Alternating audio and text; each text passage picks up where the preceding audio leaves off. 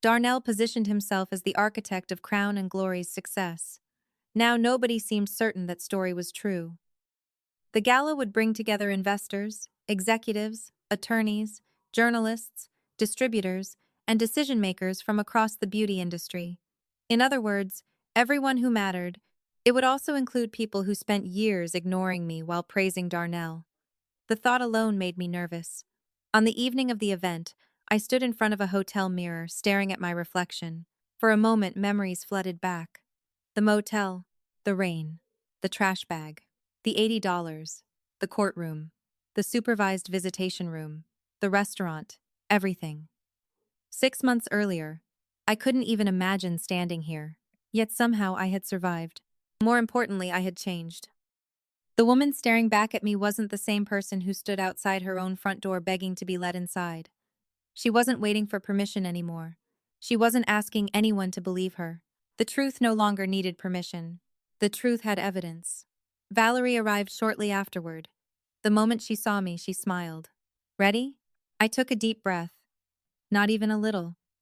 She laughed. "Good. Confidence is overrated." The Grand Regent Ballroom looked exactly like the type of place Darnell always dreamed of. Crystal chandeliers hung from the ceiling. Luxury brands sponsored displays throughout the venue. Investors and executives moved through the crowd discussing acquisitions, partnerships, and market trends. Wealth, influence, status. Everything Darnell spent years chasing. As Valerie and I entered the room, several conversations immediately paused.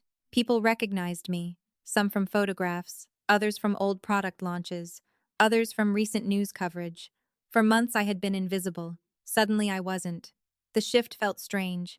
Then something unexpected happened. One executive approached and introduced himself. Then another. Then another.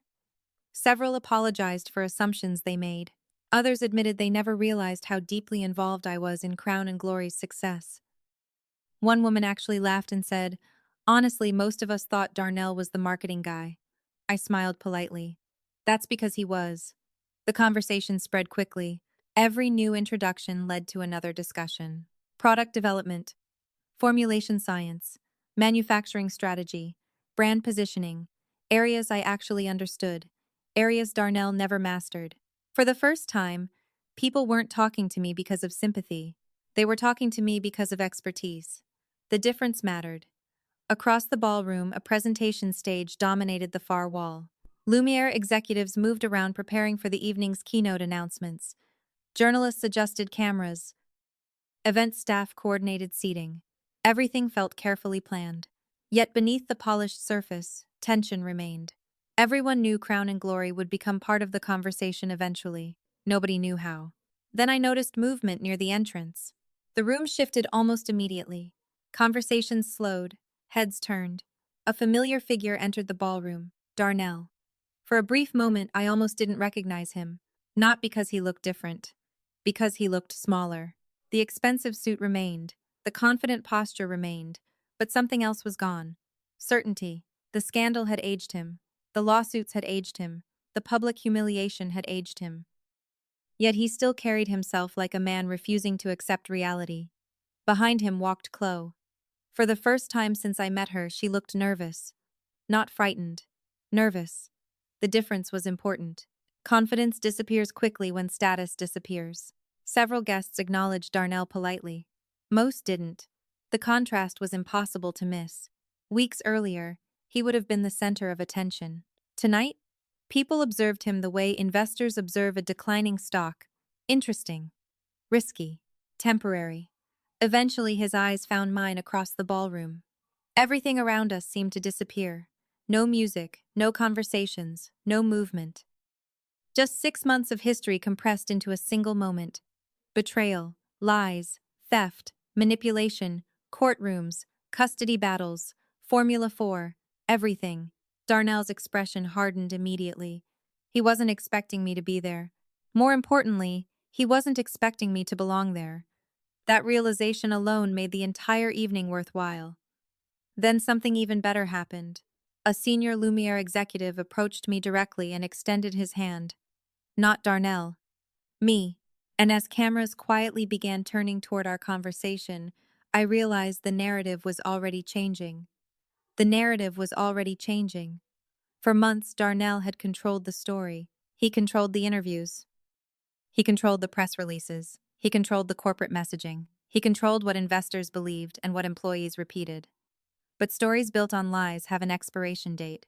And standing in that ballroom, surrounded by cameras, executives, investors, and journalists, I could feel the expiration date arriving. The Lumiere executive introduced himself as Jonathan Mercer, Senior Vice President of Strategic Acquisitions.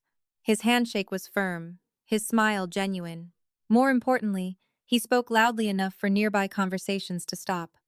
"Miss Jenkins," he said, "it's an honor to finally meet the real architect behind Crown and Glory." The room went quiet. Not completely, but quiet enough. Several heads turned. Several conversations ended mid-sentence. Across the ballroom, I saw Darnell freeze. Jonathan continued speaking. "I've reviewed your product development history, your patent contributions, and your original business plans. Frankly, I believe the industry has underestimated you for years." The statement landed like a bomb. Investors exchanged looks. Journalists immediately raised phones. Cameras shifted direction. For months, people had heard rumors. Tonight, they were hearing confirmation. I thanked Jonathan politely, but the attention was already spreading. One executive after another joined the conversation. Questions turned into discussions. Discussions turned into revelations. The deeper people looked into Crown and Glory's history, the harder it became to ignore one simple fact. Every major innovation traced back to me. Every successful formulation traced back to me. Every breakthrough product traced back to me. Meanwhile, Darnell's documented contributions became increasingly difficult to identify. The contrast was becoming impossible to hide. Then the evening's keynote presentation began. Hundreds of guests took their seats. Journalists positioned themselves near the stage. Industry leaders gathered around reserved tables. The atmosphere felt electric. Anticipation filled the room. Jonathan stepped onto the stage first. He spoke about innovation, leadership, and the future of the beauty industry. Then he paused. "Tonight," he said, "we would also like to recognize someone whose contributions have often gone unacknowledged."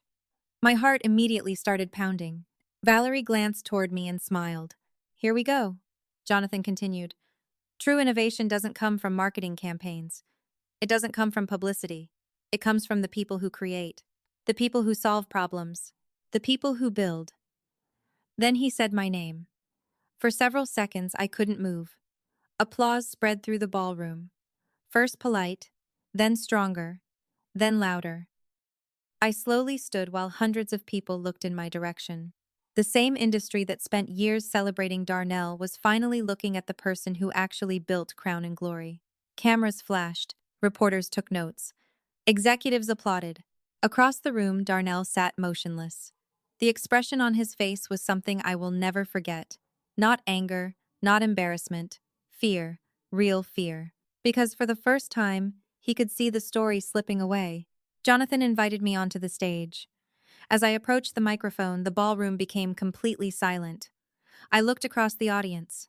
Investors, journalists, lawyers, executives, industry leaders. And near the back, Darnell and Chloe, watching, waiting, hoping. "Thank you," I began. "6 months ago, I lost almost everything." The room remained silent. My marriage ended. My family fell apart. My company was taken from me. Several people exchanged uncomfortable glances. For a long time, I believed losing everything would destroy me. I paused. Instead, it taught me something important. The silence deepened.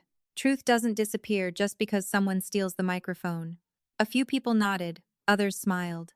Then Jonathan returned to the stage holding a folder. The folder. The trust documents. My pulse quickened immediately.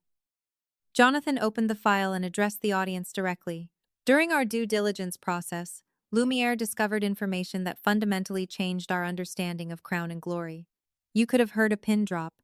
Specifically, we discovered that the majority of the company's intellectual property has never belonged directly to Crown and Glory."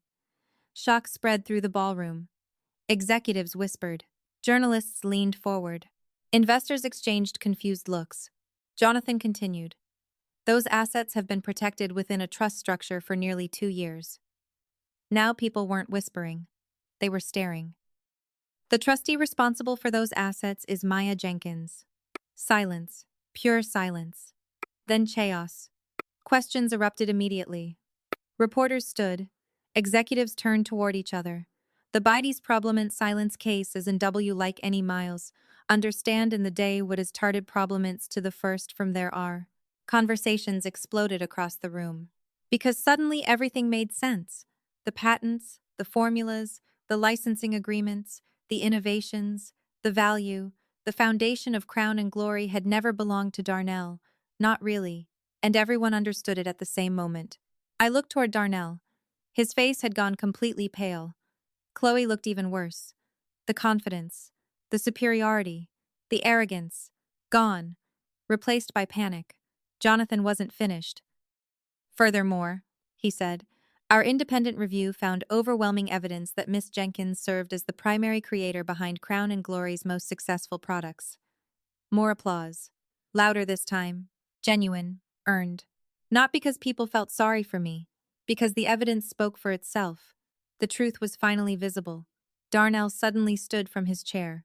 For one brief moment, it looked like he might try to say something. Defend himself. Argue. Explain. Then he looked around the ballroom. No allies, no supporters, no applause. Just hundreds of people staring at him. The realization hit him all at once. The performance was over. The audience knew the truth. Slowly, he sat back down, defeated. Across the room, Chloe lowered her head. She couldn't even look at the stage anymore. The woman who spent months celebrating my destruction now looked like she wanted to disappear. The irony wasn't lost on me. 6 months earlier, I stood outside my own home in the rain while they celebrated. Tonight, they sat in silence while the truth dismantled everything they built. Yet the most satisfying part wasn't revenge. It wasn't humiliation. It wasn't watching Darnell fail. It was something much simpler. Freedom. For the first time in months, I wasn't defending myself. I wasn't explaining myself. I wasn't fighting to be heard. The truth was standing on its own. And as the applause filled the ballroom once again, I realized something else. The gala wasn't the end of Darnell's nightmare. It was the beginning. Because while investors and journalists processed what they had just learned, another group of people was already reviewing evidence far more dangerous than corporate embarrassment. And by the time the next morning arrived, Darnell Jenkins would discover that losing his reputation was the least of his problems. Losing his reputation was the least of his problems. That truth became painfully clear less than 12 hours after the gala ended. The following morning, every major business publication carried some version of the same story. The mysterious founder behind Crown and Glory had finally stepped into the spotlight. Questions about Darnell's leadership were multiplying. Questions about ownership were multiplying. Questions about Formula 4 were multiplying. The entire narrative he spent months constructing was unraveling in public. Yet even then, Darnell still believed he could survive. Men like him always do. They mistake consequences for obstacles. They believe every problem can be negotiated, manipulated, or postponed. Unfortunately for Darnell, some consequences arrive wearing badges. I was meeting Valerie for breakfast when my phone started vibrating repeatedly. At first, I ignored it. After the 10th call, I finally checked the screen. Denise. I answered immediately.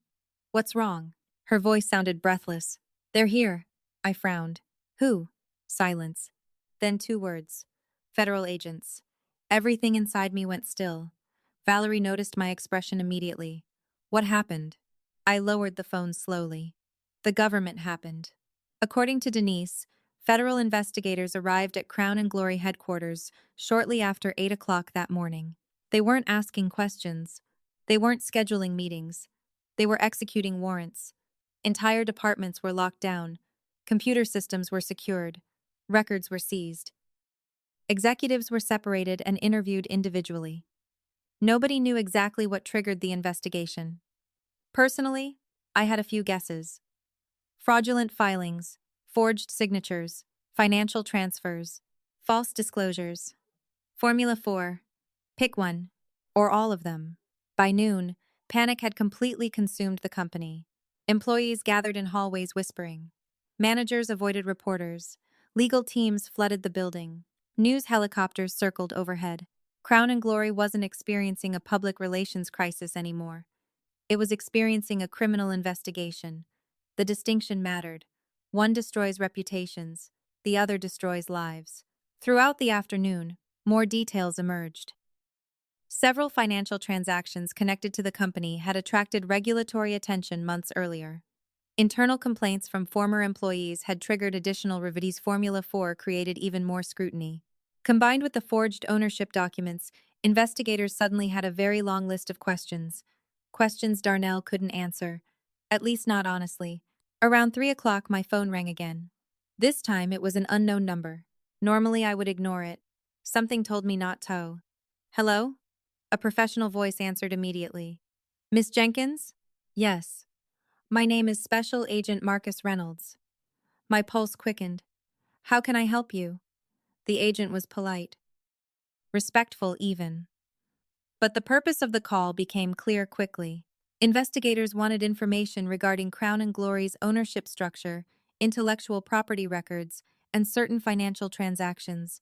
In other words, they were already looking in the right places. For nearly an hour, I answered questions and provided documentation. Not accusations, not opinions. Facts, dates, records, evidence, the truth. When the conversation finally ended, Agent Reynolds thanked me for my cooperation. Before hanging up, he added one final sentence. Miss Jenkins, I suspect this matter is much larger than most people realize. Something about the way he said it stayed with me. Much larger than most people realize. Later that evening, Denise delivered another update. This one stunned even Valerie. Several senior executives were cooperating, voluntarily. The moment investigators arrived, loyalty disappeared. That's another thing people like Darnell never understand. Fear creates obedience. It doesn't create loyalty. The second real consequences appear, everyone starts protecting themselves. And apparently several people had plenty to say. Emails, internal reports, meeting notes, warnings, discussions, evidence. The walls were closing in from every direction. For the first time since this nightmare began, I wasn't wondering whether Darnell would face consequences. I was wondering how many. I was wondering how many consequences Darnell Jenkins could survive before the life he stole finally collapsed completely. The answer arrived faster than anyone expected. 3 days after federal agents entered Crown and Glory headquarters, Darnell was called in for questioning. He told reporters he was cooperating fully. He even smiled for the cameras outside the building, wearing another expensive suit and pretending this was just another business challenge he could talk his way through. By the end of that same afternoon, the smile was gone. According to Denise, he returned from the interview pale, furious, and shaking. He locked himself inside his office for nearly 2 hours. When he finally came out, he shouted at 3 different managers, threatened 2 attorneys, and accused half the executive team of betrayal. But betrayal was no longer his biggest problem. Evidence was. Investigators had records of the Muttrumnamui Hongdola transfer from Crown and Glory into his personal account. They had altered ownership filings. They had internal warnings about Formula 4. They had proof that shipments continued after serious risks were documented. They had emails where Darnell presented himself as the creator of formulas he did not understand. Most damaging of all, they had people willing to testify. The empire that once protected him was now feeding him to the wolves. Chloe tried to save herself. That didn't surprise me. People like Chloe confuse luxury with loyalty. The moment the lifestyle disappeared, so did her devotion. She hired her own attorney and began distancing herself from Darnell publicly. She claimed she had been misled. She claimed she believed everything he told her. She claimed she was just a supportive partner caught in a business scandal she didn't understand. Unfortunately for her, investigators had messages. Messages bragging about replacing me. Messages discussing how quickly they needed to finalize paperwork. Messages celebrating the money moving through Crown and Glory accounts. She wasn't innocent. She was involved. Not as deeply as Darnell, maybe, but enough. Beatrice collapsed in her own way. The church women who once praised her son's success suddenly stopped returning her calls. The same people she bragged to every Sunday now whispered when she entered the room. Tasha disappeared from social media completely after several customers discovered she had promoted Formula 4 aggressively while pretending to be a beauty expert. The family that once stood in my foyer laughing while I stood in the rain was now scattered, frightened, and desperate. Then came the custody hearing. This time, everything felt different before I even entered the courtroom. I wasn't alone. Valerie stood beside me. My legal team stood behind me. Evidence filled our folders. Not emotions.